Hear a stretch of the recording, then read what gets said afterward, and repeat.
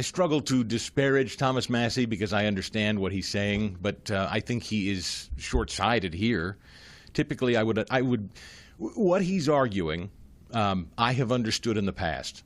What he's arguing in the past with a House that typically does not deliver, 100% true. What Thomas Massey is complaining about is 100% true. I do see this one as different. Now, I know what this audience is saying. You're saying, Chris, I always hear that this is different. You always say this one's going to be different. Well, all I can tell you is that this time there's Elon Musk, and that's what makes this one different.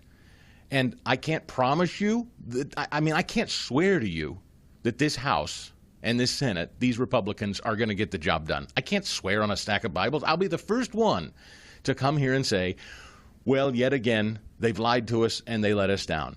But Elon has been clear. He's here for just a finite amount of time. He's at great personal cost to him. I'm giving you my best for a while, and then I'm going to leave. So we have to, as a bit of a leap of faith here, do something that I know Thomas Massey doesn't want to do. But this is the one time that I would say I am willing to set aside what I believe is a principled fight like Massey's and actually trust that Trump and Elon are going to get the job done. I have to trust that. I can't do anything more but ask you to trust Trump and Elon. If they let us down, then they let us down. And I'll come here and I'll say, wow. And by the way, it won't have been Trump and Elon that let us down. You know who it will be? The people that always get away with never having to explain themselves. The House. The House Republicans will have let us down. If this fall a meaningful budget does not come out full of really substantial cuts, upwards of maybe $1 trillion or more, if we don't get that from Republicans, okay, come back here, we'll talk, and I'll say, we were let down. We were lied to, and we'll never trust this process again. We'll never vote for another CR again, and we can fight.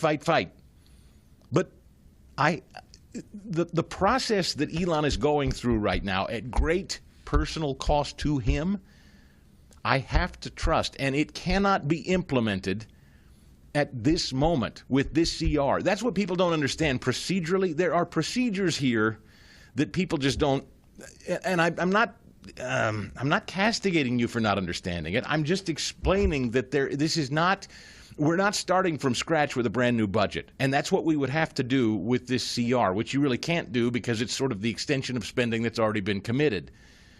You can't start all over and just pull stuff out of a budget with a CR. You can't do it.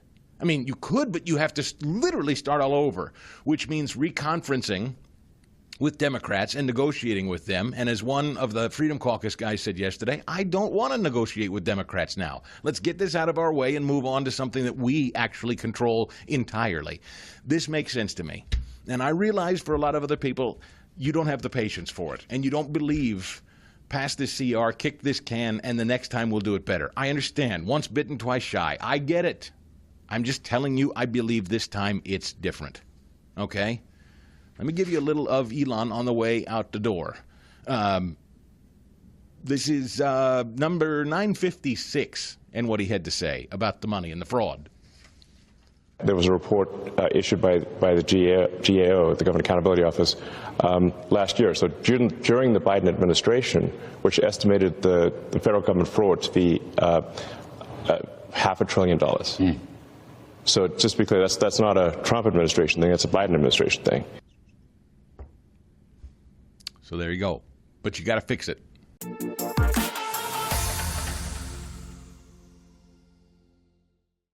For full shows, live and on demand, it's Salem News Channel.